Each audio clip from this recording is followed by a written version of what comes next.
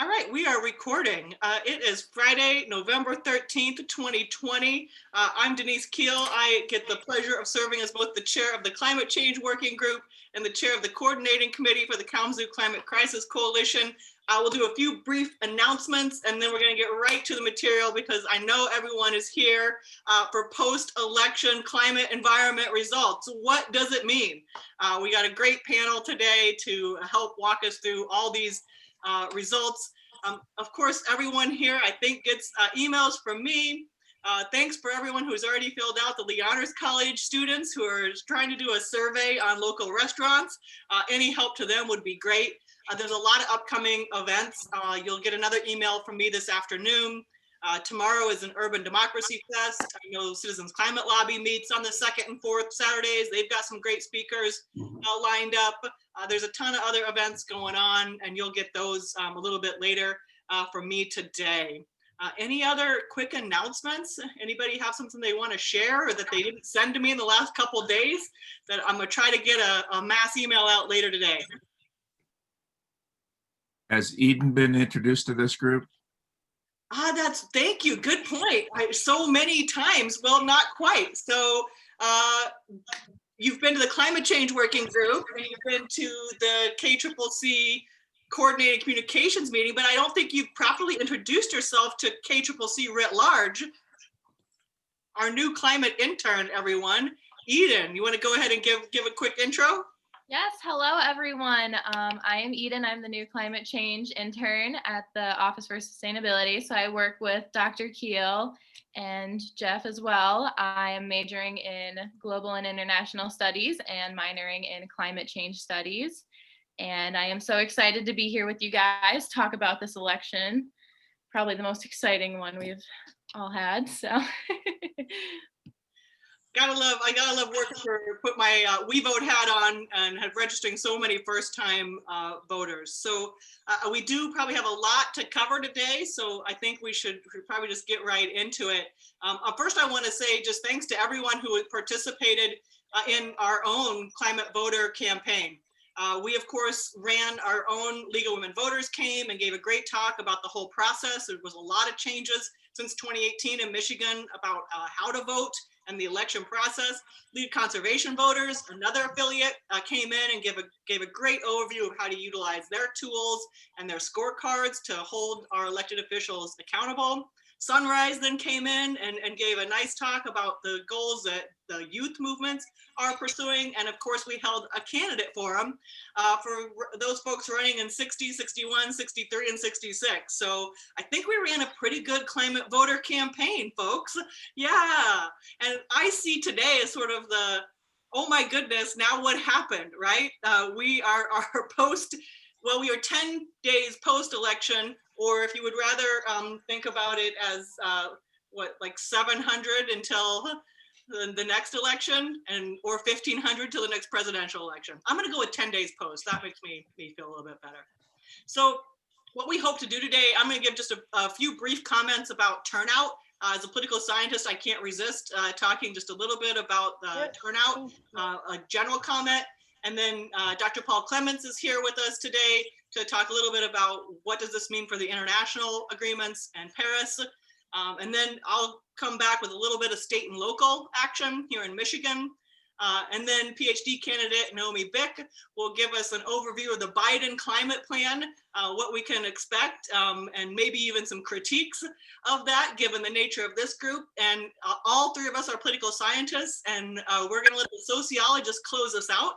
And then Dr. Ron Kramer will talk about the Senate, maybe a little bit of the courts, but really how do we then translate all of this election into action and movement? Because of course elections are important, but it's also important about what we do next and doing the work that comes after. So I just have a couple things that I'd like to say about turnout overall, just because it's so amazing. I think most of you are probably pretty aware of the overall outcomes, right? And there's really kind of two main takeaways from this election. One is, of course, the continuing political polarization. We have President-elect Biden. We have a Senate at 46 Democrats to 50 Republicans. We're waiting on Georgia. We have House, 219 Democrats. By the way, 218 is the margin for majority. So a very, very thin majority where Democrats lost seats in the House. We have a very, very continued divided two Americas.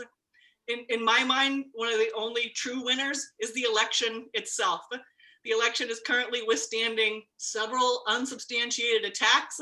And while the clerks around this country did their work, I can tell you that the folks that I work with here in Kalamazoo County and the clerk's offices are some of the most amazing public servants who take their oath of office incredibly seriously. Turnout. Elections are always about turnout. And if there's one kind of takeaway that this continuing political polarization, the other is historic voter participation. And the electorate is really, it's really a study in demographics as much as it is a study in just turnout. For record setting, folks, okay, presidential elections, we've had maybe around 50% turnout.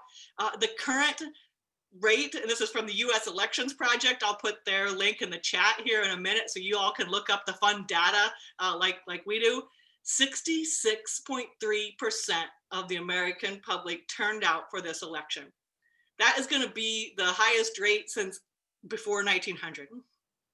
We thought 2008 was huge at 61%. We thought 1960, for those of you that might have been around, was huge at almost 64%. We are, this was the most folks that have voted in a very, very long time. 2/3 of that vote was by mail, 64% of it. That is just, again, there's really nothing normal about this election. I'm not sure what we're going to be able to utilize these numbers for as comparisons in the future, but it is historic. The most votes cast for winner ever, 75 million, and the most votes ever cast for a losing candidate at 70 million. Denise, Yeah. you're talking about registered voters turnout, right? I am talking about the voting eligible population. That is how the US Elections Project does that. So everybody who is actually eligible to vote, 66.3%. I'll give you the site in the chat, Tim, so you can look through all their fun data. Okay. Yep. We know that I just want to talk really quickly about some of those, of course, divides of rural versus urban. But this election, I think these results are really owed to the BIPOC community, but also to the youth vote. And since I work with that youth vote so much, I did also want to share with you that there are historic high rates of 18 to 29-year-olds who turned out for this election. Normally in a presidential election, we would anticipate 40% of those aged 18 to 29 turning out. It's going to be around 56%. Wow. And I'm just like, I almost want to tear up when I think about these numbers, because civic engagement, one of the earliest and easiest things you can do is vote, and that's happening. At Western, we use a group from Tufts University, and they run the Center for Information and Research on Civic Learning and Engagement. And so I'm citing some of their numbers right now and some of their analysis. In their analysis, they were asking young voters what turned them out. Two things turned them out this year. One of them was youth of color and their overwhelming support for racial equity in this country. That absolutely motivated the youth. The second thing, climate. That was the second thing on our young people's list. And I will tell you, that is also not just for those young folks who identify as Democrats. There is a large, over half of Trump youth supporters also said they were somewhat or very concerned about climate change. The electorate is changing. These turnout rates are massive. And I am just so excited to share those kinds of numbers for you. And I will put those two sources that I draw on into the chat. And so now I got to turn it over, and I want Dr. Clements. We're recording, so I feel like I'll give you everybody their title real quick. Professor in political science, my colleague, please tell us about the Paris Agreement and what we can expect. Yeah, well, first, it's great that so many people turned out. The fact that Donald Trump got more votes than any loser ever in history, when he's such a disaster. I mean, we came so close that the possibility of forward action on climate change, not just in the United States, but worldwide, would have been completely shafted, not to mention his, the future of democracy and civility and, his racism, his misogyny, that it was so narrow that so many Americans support Trump, and that such a large part of our media, that's their sort of model, is deeply, deeply disturbing. That being said, Biden won, so we dodged that bullet, and he has committed to rejoin the Paris Agreement, of course. He has proposed policies that we'll hear more about that are fairly ambitious in terms of US historical policies, but that are nowhere near ambitious enough. And so that's sort of what I'm going to be talking about. Of course, the Paris Agreement in 2015 was the first agreement of most of the countries in the world. Let's point out that it took 23 years to reach that agreement from 1992, when the global community agreed not to let climate change become dangerous for humans. And in the Paris Agreement, the target was set to have 1.5 to 2 degrees of warming over pre-industrial, well below 2 degrees over pre-industrial conditions. However, when we look at the actual commitments that were made by signatories, most of the countries of the world, most of the governments of the world, to that agreement, they sum to over 3 degrees of warming, nowhere near 2 degrees. And that is based on the official science, which I'll talk about. Many countries are not keeping to their commitments from Paris. So our trajectory now is to well over 3 degrees, again, based on the official science. The official science itself is based on Earth system models, mainly looking at the last 50 to 60 years. Some go back further than that and projecting forward from that. But if we take into account patterns of climate change from the paleoclimate period, the last 800,000 years where we had really good data, as James Hansen argues that we should, we're probably already committed to 1.5 to 2 degrees Celsius just from the carbon dioxide emissions we've already put, just from the 417 some parts per million of carbon dioxide that is already out there due to human activities. So in all likelihood, limiting warming to 1.5 degrees Celsius is just no longer an option. And the Paris commitments would probably take us to, at least, well, the Paris Agreement would probably take us to between 2.5 and 3 degrees, and Paris commitment would probably take us to over 4 degrees. And, I don't have time to go through, I think we all know that is just like, well, human civilization is in question from this. Well, we all know that the United States pulled out of the Paris Agreement. We had to give a year's notice, so that we pulled out officially on November 4th.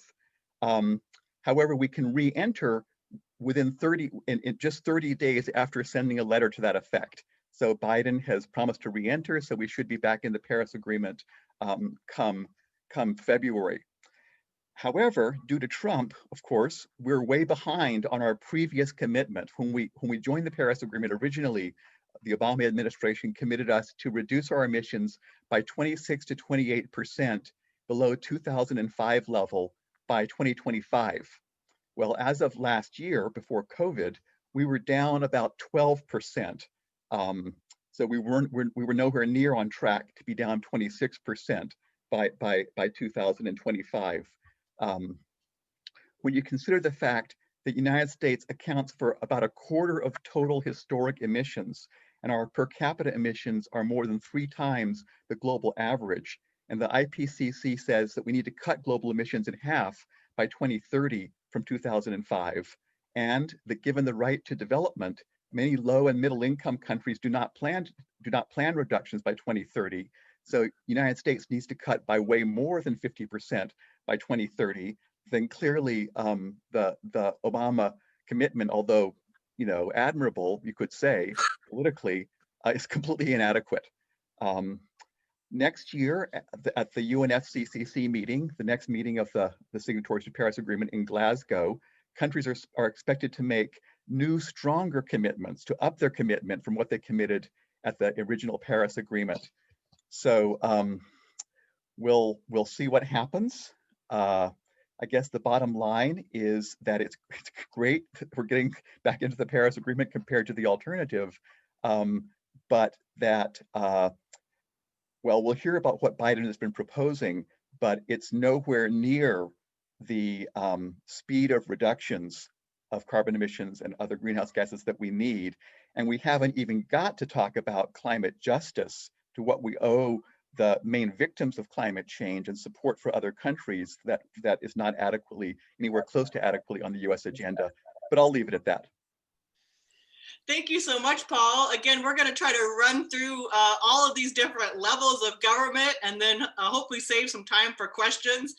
Throw stuff in the chat and I'll try to answer and moderate as we go along. So thank you, Paul, for the international scene. And so I'm going to start us back at the grassroots local and state of Michigan level, and then we'll work our way up to federal policy here in the US. So again, I want to give a shout out to all eligible voters. 66.3% voted. That's nationwide average. Michigan, our number, folks, 73.6% of eligible voters in Michigan.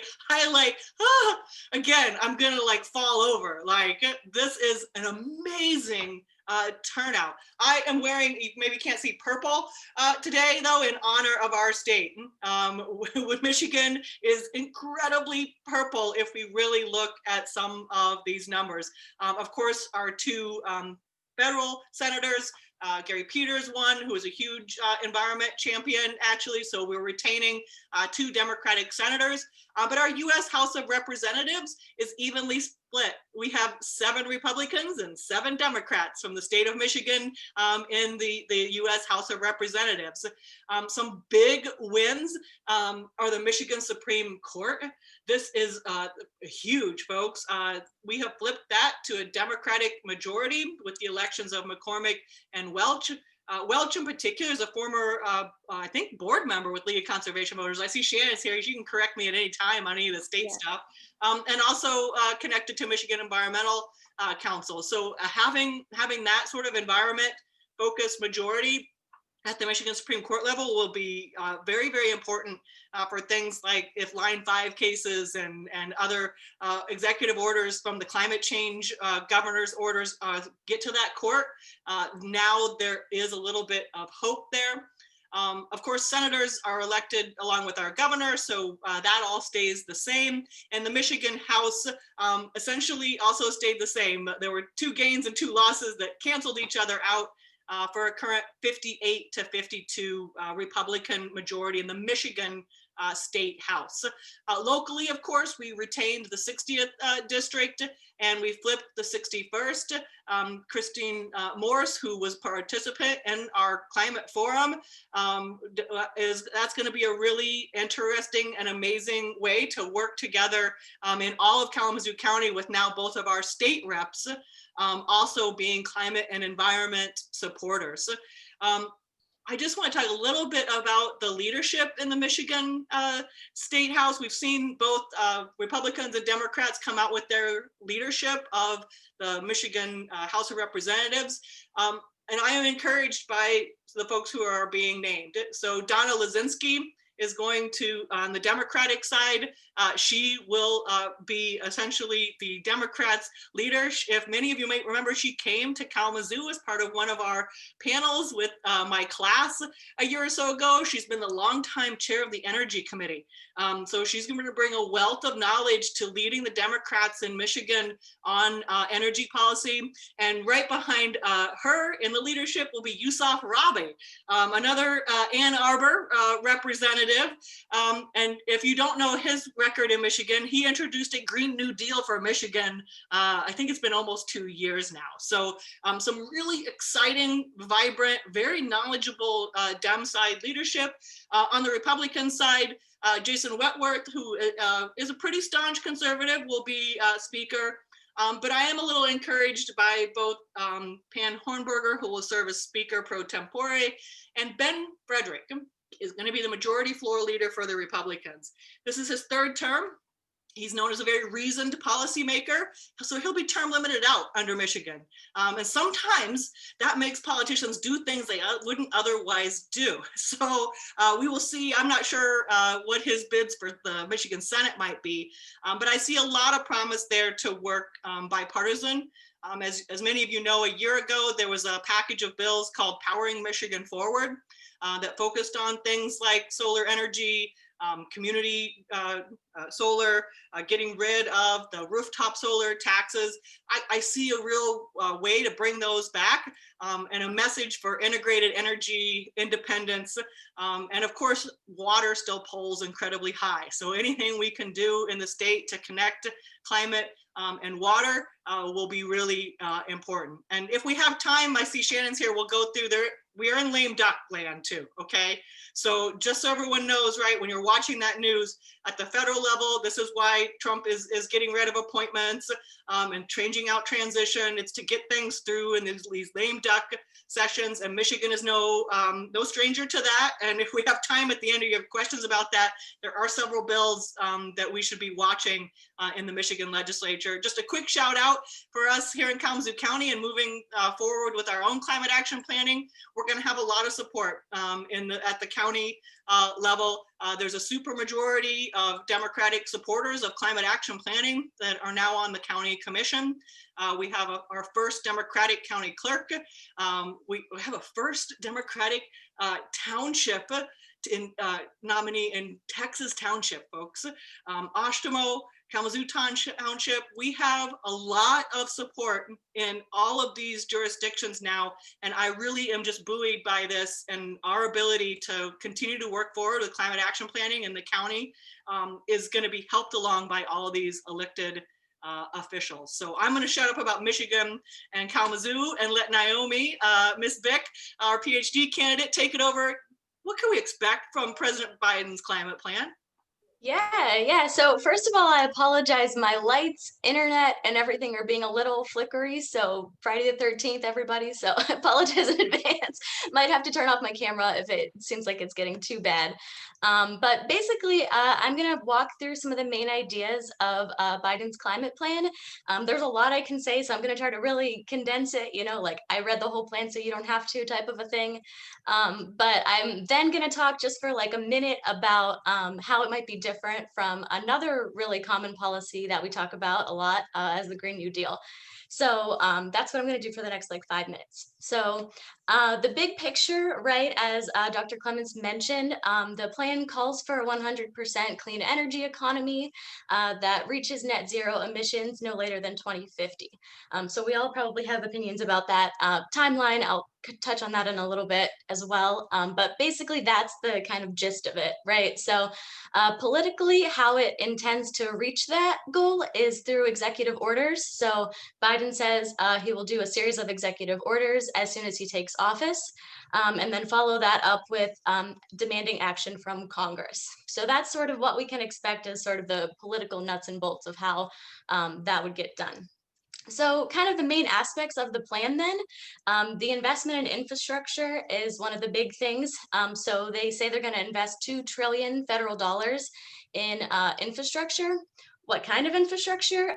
Well, they mention a high-speed railway, sustainable building and retrofitting buildings, and building new ones, roads and bridges, electric vehicles, all of that good stuff is mentioned in the plan.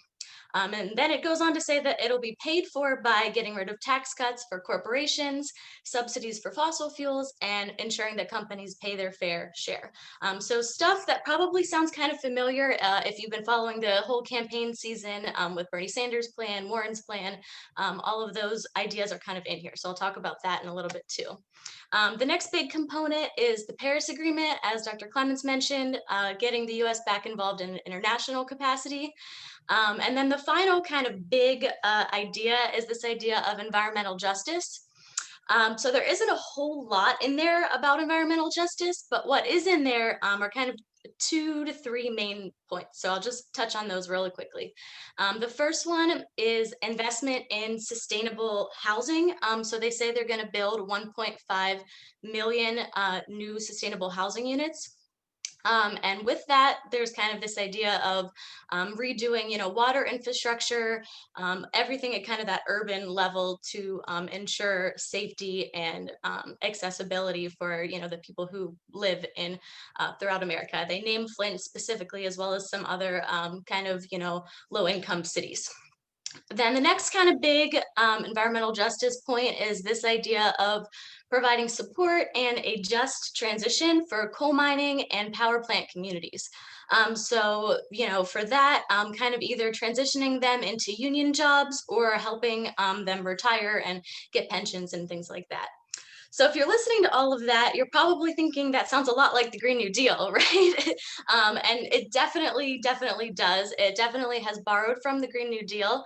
So specifically, Biden's team worked with the Sunrise Movement's founder, Varshini Prakash, in a kind of Biden-Sanders unity task force thing. So we see a lot of influence of the Green New Deal and kind of that progressive outlook. There's even a no fossil fuel money pledge in there. So that's directly from Sunrise. So we see, again, that definite influence of the Green New Deal. So how's it different than the Green New Deal then? There's kind of several reasons it's different. Biden himself kind of notes that it's different, right? He says the Green New Deal is a crucial framework, but doesn't go on to endorse it himself, right? So we know there's going to be some differences. One of the big ones is that energy target. So saying 100% clean energy by 2050, the Green New Deal calls for a much quicker transition, right? 2030, 10 years to reach net zero. So, lining up with those IPCC numbers that we know and things like that. So that's kind of one of the big differences is just the speed of transition to clean energy. Obviously, there's been a lot of kind of media coverage about Biden and fracking. So I wanted to touch on that. So obviously, Biden says he won't ban fracking, which is, a lot of climate activists don't love that. They have, kind of difficulty with that. But I wanted to mention that, neither the Green New Deal or Biden's plan talks about ending fossil fuels explicitly. It's kind of implied. A lot of climate activists want to see the end to that, obviously, or things like changing the auto industry. Neither plan really directly kind of mentions that. So just wanted to note that, and we can talk more about that as the discussion goes on too. The other kind of big difference between the two is the investment. So the Green New Deal doesn't have like a monetary amount attached to it since it's just a resolution, but experts have estimated that it's about 10 trillion. If you remember, the Biden plan is only about 2 trillion. If the Green New Deal could be as much as like tens of trillions. So we're talking about a lot more money involved. So I guess the last kind of piece of that is then where does that money go? And that's kind of in this environmental justice side too. So Biden's plan definitely isn't as universally, equipped for environmental justice. It doesn't include things like universal health care. It doesn't include a jobs guarantee, and it doesn't include housing for all like the Green New Deal does. So those are kind of the big kind of differences that we might see. So I just wanted to conclude by saying, though, Biden's plan is definitely the most comprehensive presidential climate plan that we've seen. So, to get it and to maybe get some more, I think Dr. Kramer will talk about that now. So I don't want to take up more of your time, but thanks. Thank you, Naomi. Yay. Can you tell we're excited? The political scientists are like, oh, we're on the edge, man. That's why we got a sociologist to close us out. So I'm hoping what Ron can talk about. Again, we are still waiting on these two Georgia Senate seats in a runoff election. So right now, the Senate, the US Senate is 46 Democrats to 50 Republicans. Ron, can President Biden get anything through this Senate? What does it mean with a conservative majority on the Supreme Court? And where should we go from here? How do we make any of these things that we want it to happen? That's Ron's job. Thanks, Denise. I want to start out just by reminding us that this election was an event of epical importance, right? Paul noted this. I just want to reinforce that. If Biden had not won this election, it would be game over, right? I mean, if Trump had another 4 years, nothing would have happened, and we would be in dire straits. We're already in dire straits, but so I just want everybody to remember that.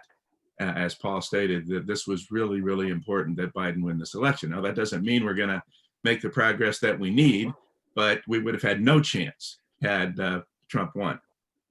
Second, I was going to also just point, Denise, reinforce what you said about the unprecedented level of youth vote in this election. Sunrise really came through for us, right? Sunrise and the youth came through, and that's an important thing to also keep in mind. Now, what about Biden? I think we have to sort of separate out the symbolic from the practical here as well. So first of all, the climate crisis is back on the agenda. That's really important, right? When you see Biden and Harris up there on the stage in Delaware and you hear them talking about the climate crisis, that's really important. It's symbolic, but it's really, really important. Just to that language, we talked, a year and a half ago about changing our language to use the words crisis and emergency in talking about climate change. And now we have the president-elect and vice president-elect of the United States standing on a stage talking about the climate crisis and that it's high on their agenda. The symbolic importance of that cannot be dismissed. We've already mentioned the Paris Agreement. And again, that's really, really important. And it's important, first of all, symbolically, right? The United States is back on the world stage. It doesn't mean that things are going to necessarily change instantly, but just the fact that the United States is back in the agreement, back on the stage, is really symbolically important. And Paul has emphasized this many times over the years, that the United States has to exercise a leadership role, right? If the United States does not exercise a leadership role within the international political community, there's almost no chance that we make the progress that we need. So this is symbolically important, but also practically now, that if we can exercise that leadership role, and that still remains to be seen, but we now have that opportunity to do so. So rejoining Paris is really, really important. Now, as far as Biden's specific policies, the first thing that they have to do is to undo Trump's deregulatory efforts. I just contributed an article to a special issue of a journal that looked at the regulatory rollback under the Trump administration. My job was to look at the climate rollbacks, and it's depressing. If you read my article, it'll be very depressing. All the things that Trump did to roll back regulatory efforts, that has to be undone. In a sense, we have to restore the status quo to some extent, right? And that's going to require mostly a lot of executive orders that basically say, okay, Trump did this with executive order, we're saying it's gone. And we're going to issue another executive order to get rid of that. So that's the first thing that we have to do. Basically it's a rear guard action, undoing what Trump did and restoring the status quo. Now, moving ahead, Naomi laid out, I think, pretty clearly what Biden's plan is going to be. I'll just make a couple of points about that.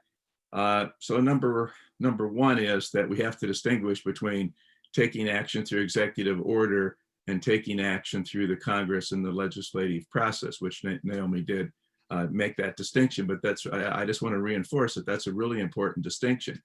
And in each of those realms, we face obstacles, right? The biggest obstacle with regard to executive orders is, what would the Supreme Court do? If these things are challenged and they get as far as the Supreme Court, what does this new conservative 6-3 majority on the Supreme Court mean for approving some of the executive actions? Will they be regarded as acceptable or lawful? And so we're going to see some challenges that will take place there. The other obstacle with regard to the regulatory system is, undoing some of this. Some of it can be done quickly with an executive order. Other things that have already gone through and been accepted, we're going to take time because we have to go back through the whole regulatory review process. Denise, you're in a better position to talk about that than me, but that can be up to a 2-year process sometimes, just to undo some of the things that have already been done and established under law. As far as legislation goes, one of the things that I would point to is the opportunity of trying to get some climate stuff into a COVID bill, right? That's going to have to be one of the first orders of business of Congress, is to pass some kind of a COVID-19 relief package. And we might be able, through the economic stimulus part of that, to get some stuff in there concerning the infrastructure that Naomi was talking about, perhaps some clean energy investment in there. So that might be one real important opportunity early on, and it will be really tough for the Republicans to vote against that if it's part of that broader package. So that will be one of the things that I would look for on the legislative side. On the legislative side, though, ultimately it's going to depend on what happens with the control of the Senate. So that's why those 2 Senate seats in Georgia are so important. And if you can contribute right away to the candidates down there, to Stacey Abrams' group, they need the money. We need to win those 2 seats, or again, it's going to be very difficult. If the Republicans still control the Senate, if Mitch McConnell, Mr. Obstinate, is there, then a lot of things that Biden would like to do on the climate front are not going to be able to be passed. So on the regulatory, on the executive order side, we've got the blockage that the Supreme Court might impose. And on the legislative side, it's if the Republicans control the Senate. Just a couple of other quick points. One of the things that I've heard is that a lot of people are pushing Biden to declare a national emergency. Do you remember when Trump declared the national emergency so he could build his stupid wall down in Arizona?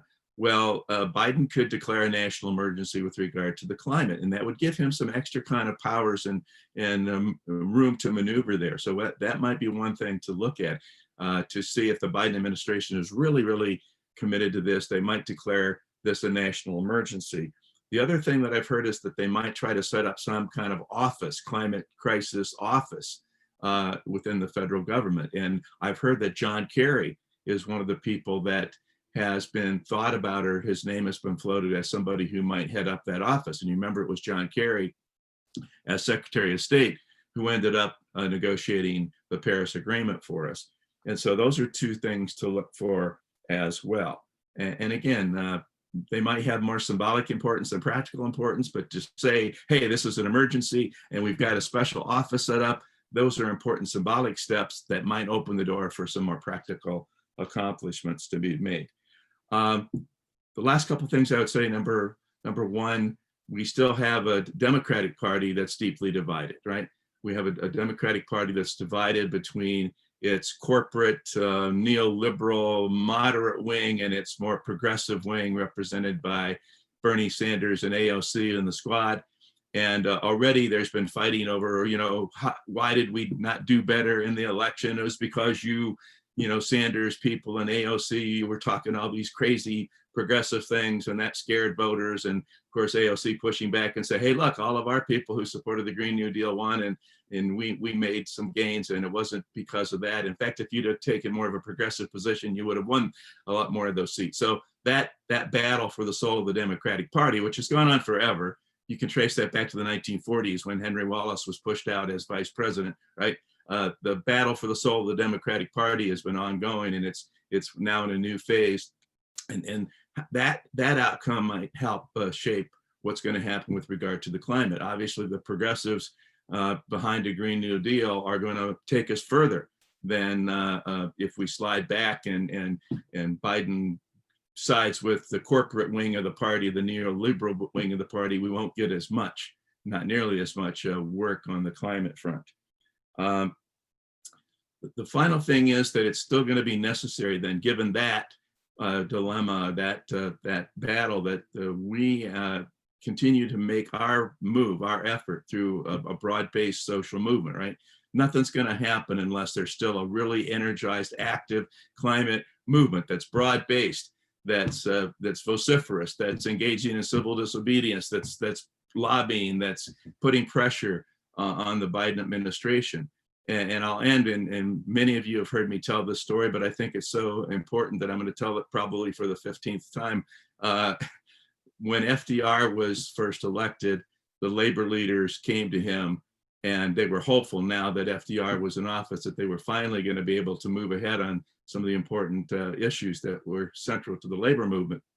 And they laid all this out for FDR, and he said, I agree with you 100%. Now go out there and make me do it.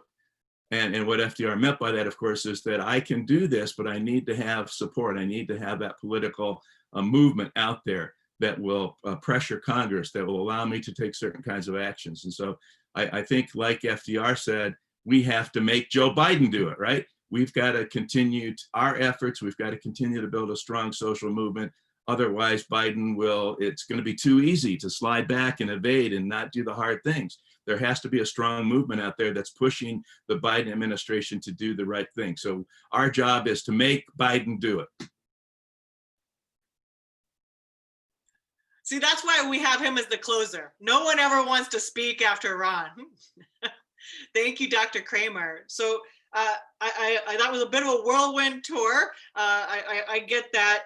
I do want to, open it up now to questions. Again, it's not just, in my world, Biden, it's make the state of Michigan live up to our governor has some pretty ambitious executive orders and directives. We can do a ton of stuff right here also at our local level. And in fact, the state call that I was on this morning was all about the same message that Ron gave. It was, come on, communities, keep doing what you're doing to put this pressure on the state of Michigan, to put the pressure on the federal government, to put the pressure on the international regime. So all these levels hopefully can be working together. Panelists, do you want to add anything from what else you heard from colleagues? We sort of just divvied it up and ran with it today. Or do we have questions? I see Dwayne has a question. And then if we have time, Shannon from League Conservation Voters, we might want to give a shout out to all these lame duck bills that we might need you to write some letters on here in the state of Michigan. I see Dwayne, and then I see Steve Bertman. Go ahead, Dwayne. So my question is primarily for you, and that is there was a complete breakdown of the relationship between Michigan legislature and Governor Whitmer. And I guess there will be a turnover in the leadership. You've told us about that. Is there any hope that the new leadership, when and if they are enthroned, will work any better with Whitmer and she with them than we've seen in the past? That's a great question. So there's a lot of scholarship on whether divided government is better than unified government or not. And with that Supreme Court win and a Democrat governor, it really gives Whitmer a little bit more leverage against even though Republican majority Senate and House here in Michigan to compromise. And so, a lot of that is about knowing where your other avenues are. So my short answer, Dwayne, is yes. And I think Ron is right on the political strategy about linking any sort of other COVID public health measures to these equity issues are all, as we know, interrelated, and linking any of those to energy and climate is going to be huge. Did that sort of answer your question? I'm very hopeful about this new leadership that's been announced, actually, particularly on the Republican side. Many of my class, we write our legislators every semester. We do that.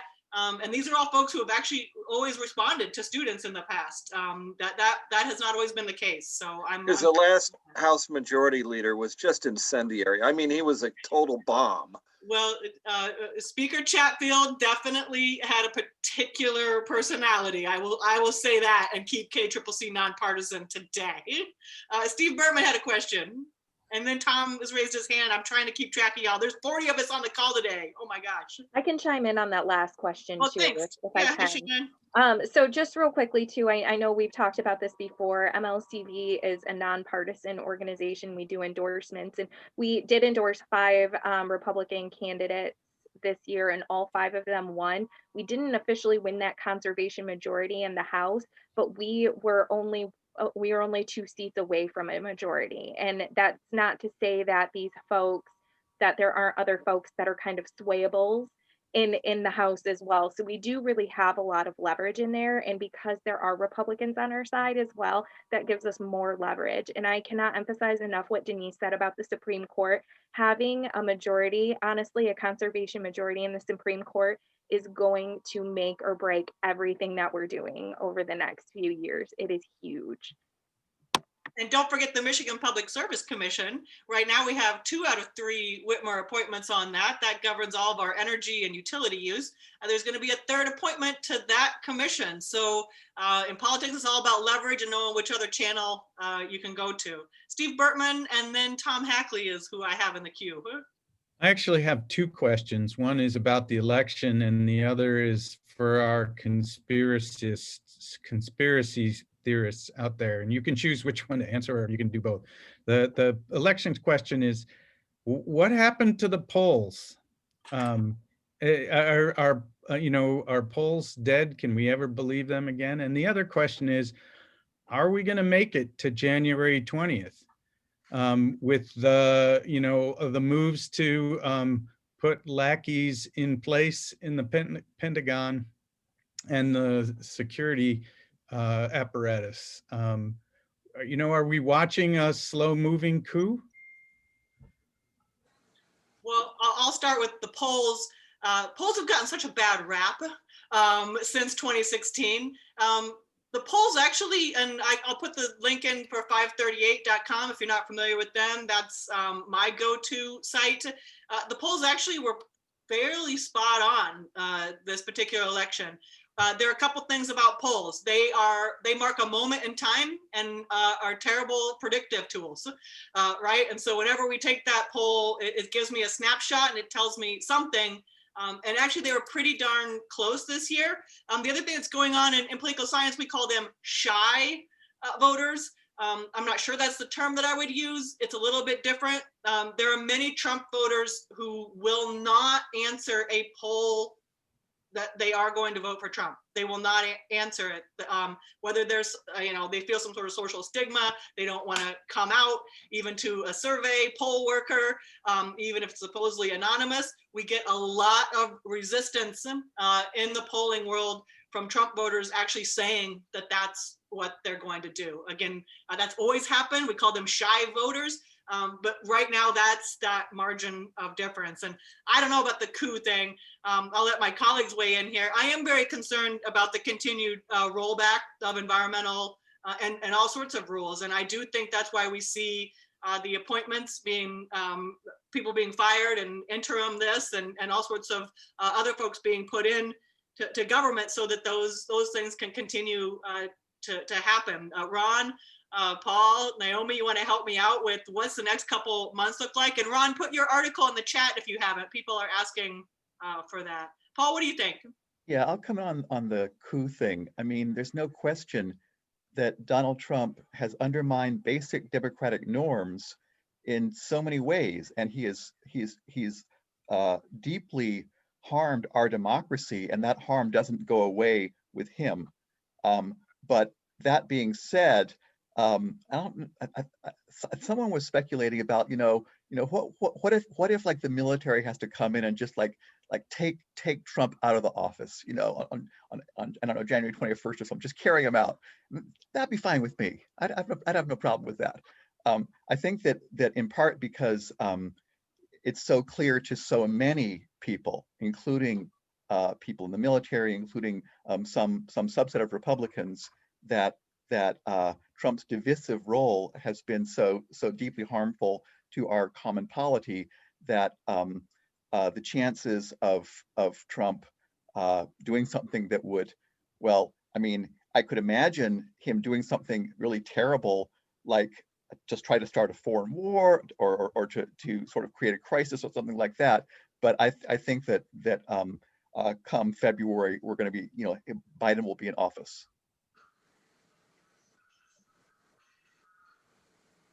Agreed. We're going to hold this ship together until then. Do what we can. And Shannon makes a great point. Michigan has a no stricter than federal legislation. So anytime those federal rules get rolled back, it puts Michigan at risk as well. Tom has a question, and then Casey.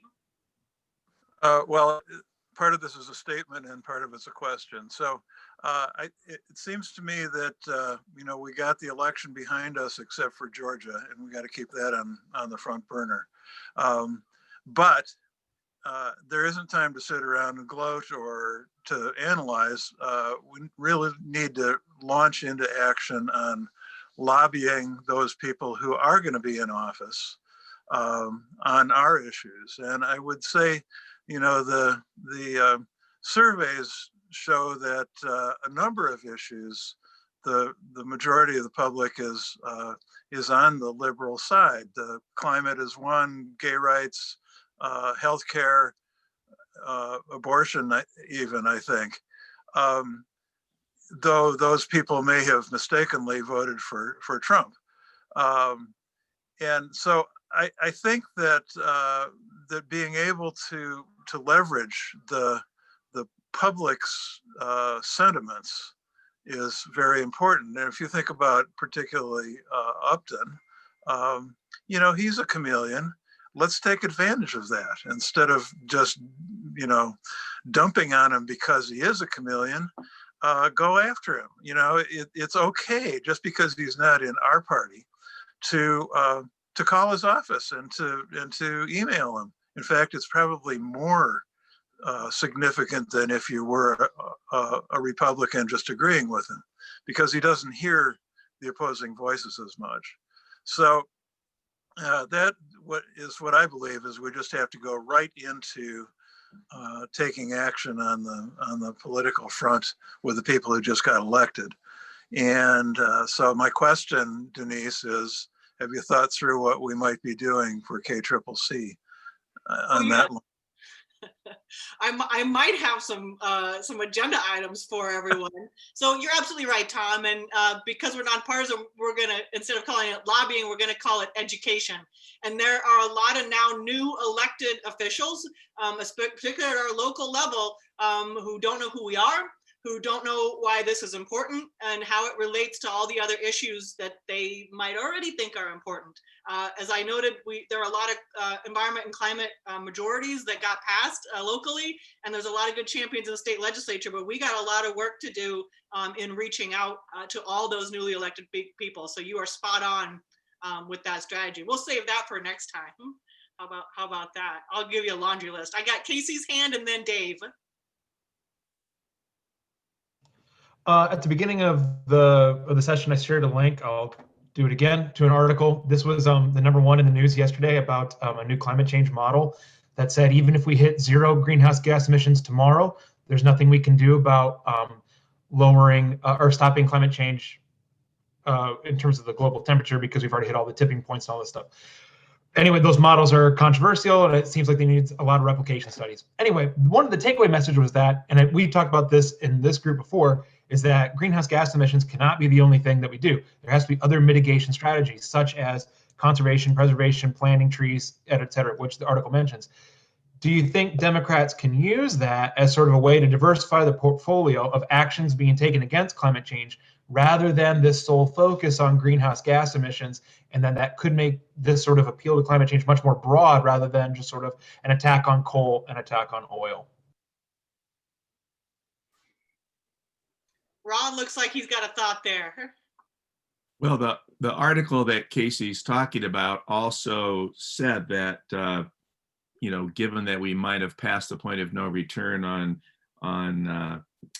you know, the effect of reducing emissions, that we might need to start thinking about developing the technologies for large scale removal of greenhouse gases from the atmosphere. And maybe that's what Dave wanted to talk about next, but because Dave raised this issue at the book club on Tuesday night.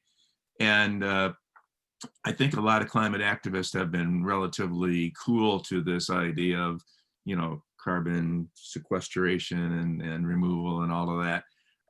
But it may in fact be something that needs to be thought about a bit more seriously by the climate movement as we go forward. And I don't know if that's what Dave was going to talk about, or if he had a different question, but Dave had already done some thinking about this issue, so maybe you'll chime in on that. Yeah, go ahead, Dave, and then ask your question or comment, whatever else you were going to say. So 2 comments. One is about that paper and carbon dioxide removal in general. Nobody knows whether we have passed any tipping points at this point. And different modeling groups will have different estimates of the threshold past which a positive climate feedback gets too strong to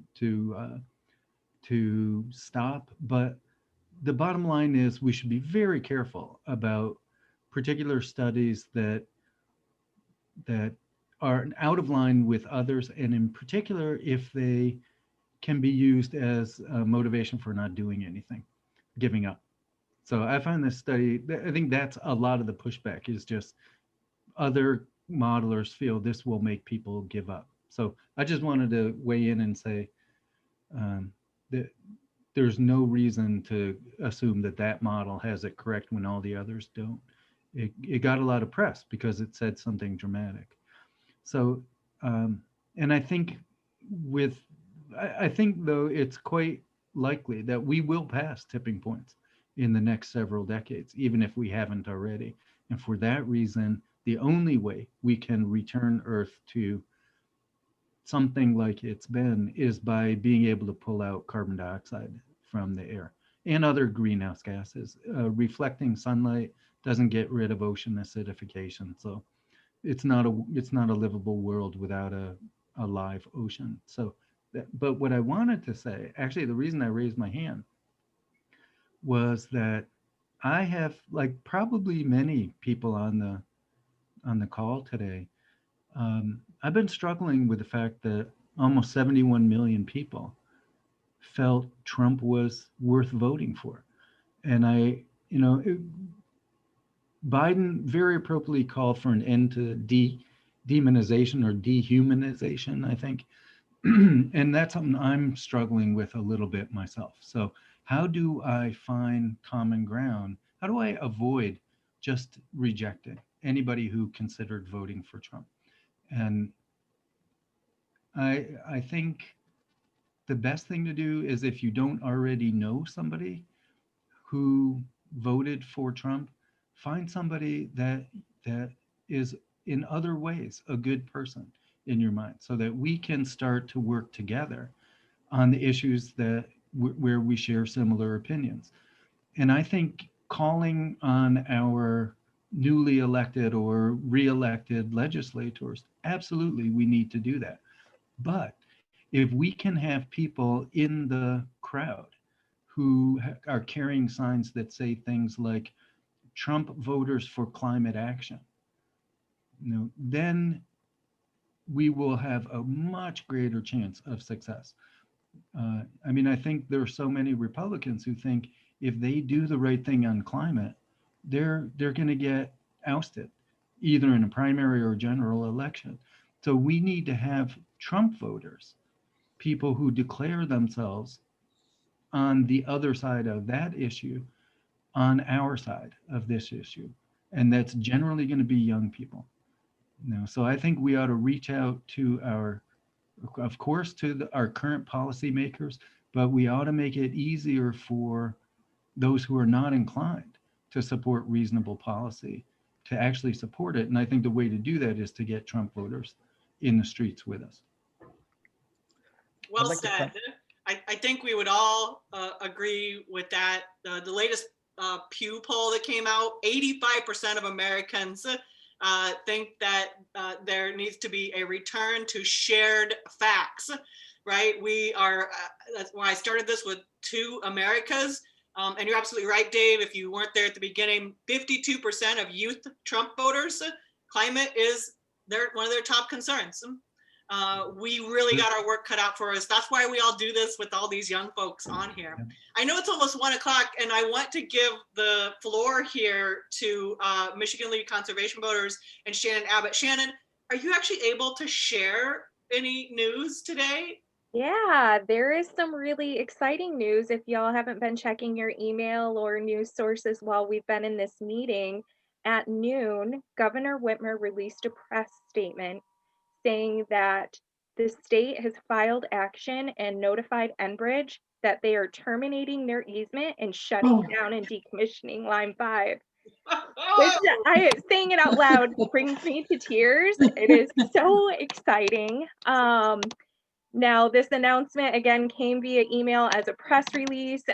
News sources are posting about it all over the place right now. It is a huge win for our state and honestly for the entire world, because we hold such a beautiful body of the largest freshwater surface or freshwater source in the world, which is absolutely amazing. So I think that everybody here should be proud of the work that you've done, because climate issues feed right into that. And this is a huge win for the climate, but it's also a testament to all the work that everybody's been doing here. And I know, being in the Kalamazoo area for most folks, that this is really close to home, because Enbridge destroyed a really precious resource in that area as well. So I just wanted to share the really wonderful news. Enbridge, I'm sure, is going to fight back, which is why it's so great that we have a really wonderful Supreme Court here in Michigan now too, in that we have some really great leadership. So, Those are tears of joy from everyone. Yeah. Oh my goodness. So as this meeting was going on, I was like, oh my gosh, what is happening? So sorry if you saw me looking at my phone. And I do just want to reiterate the idea of bipartisanship, especially at the state level. You know, I know the federal politics, it can get the rhetoric gets super out of control sometimes, right? Especially during election season. Michigan is purple. It's again why I wear this color when I talk about state politics. There is also a ton of other energy, and as Shannon notes, water legislation that really meet in the middle there, and we could find some major ways to move forward. So that's just the best note to end the formal part of this session on, Shannon, ever. Please share that release out. Holding it in this whole time. I'm like, oh, I want to tell you all. Oh my goodness. I think I caught up with everything else in the chat. Agriculture, thank you, Sibel. Yeah, having Debbie Stabenow, she released a climate crisis report in Michigan, and having her, has been a long time leader in the Senate Ag Committee for us. And I think struggling, we've got a lot of work to do, folks, is how I look at this now. Elections are one huge piece of it. And y'all turned out, Michigan turned out, this was huge and historic. And that will go down for a lot of different reasons as we continue to unpack these results. But now we need to get back to our real work, which is, as Ron said, holding all of our elected officials accountable and finding that common ground ourselves and working with each and every one of our neighbors. Again, anybody who wants to join the Sunday family call and talk to some Trump voters with me, you're more than welcome to come help me have that conversation every Sunday at 7. It's always lively. But I do think it starts there, and it starts with each of us. And don't worry, Tom, I'll have a list of things and new folks that our group needs to educate, and we need to make some new connections about. So with that, I'm going to end the formal session and stop recording, but folks can hang out and continue to talk if they've got a little bit of time.